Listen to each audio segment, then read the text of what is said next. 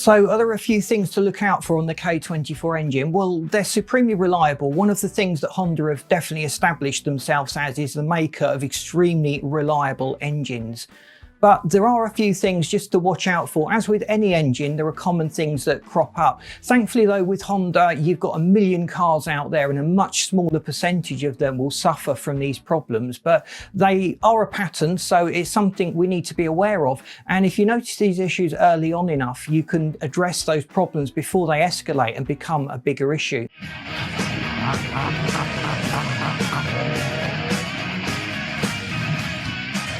A lot of the problems affecting the K24 also affected the K20, which is not surprising. You're still dealing with a K-series engine block and engine design, so a lot of the components are shared between the engines. So firstly, transmission problems. Some K24 engines have issues with the transmission. This can manifest as slipping, difficulty shifting, hesitancy in shifting, and premature failure. The common areas though with this is not always the transmission, it's often the clutch, and if the clutch has been abused or a cheap, low quality clutch has been fitted, that can cause a lot of issues and problems that seem to be coming from the transmission itself. But also solenoids or fluid contamination somewhere in the transmission system can also create a lot of problems within that transmission. So the crankshaft position sensor is also sometimes a component that fails. That can just lead sometimes to the engine refusing to start or throw up an engine check light warning on the dashboard. So it's usually a case of just replacing the failed sensor if this happens to you, and then you'll have no problems whatsoever.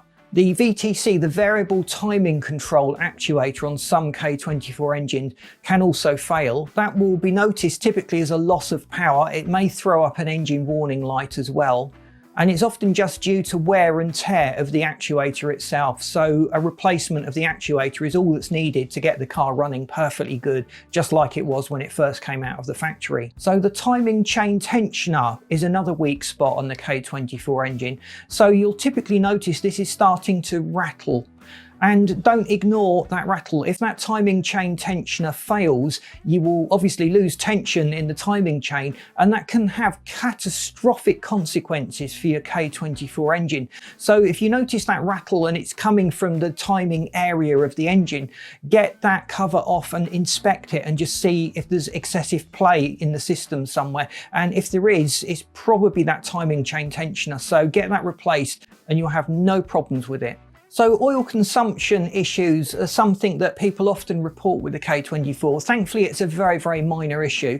There's a lot of theories as to what the actual cause is of this oil loss, but most people speculate that it's around the oil seals on the valve stems or perhaps the piston rings themselves, particularly the oil control ring on the piston. So if you've noticed the oil level dropping, if you may be getting blue smoke, get that investigated and dealt with before it escalates into a problem. If the oil level drops too low, you're going to have problems. The K24 is a relatively high revving engine compared to most of the other 4-cylinder engines out there. So it really does need good lubrication. And if the oil is starting to burn, it may well be dropping contaminants within the oil itself. And you run the risk then of having sludge building up in the oil, which further restricts the flow of the oil and can cause damage to other components within the engine. But thankfully the K24 is a supremely reliable engine, so if you've got any of these problems, just keep an eye on them and get them addressed as early on as you can. So I hope this video has been useful to you. It's given you a few things to look out for in your K24 engine, and please subscribe if you haven't done so, because we would love you to stay tuned. If you could boot that like button, that really helps us to get out there. Thanks for watching, and I'll see you in the next video.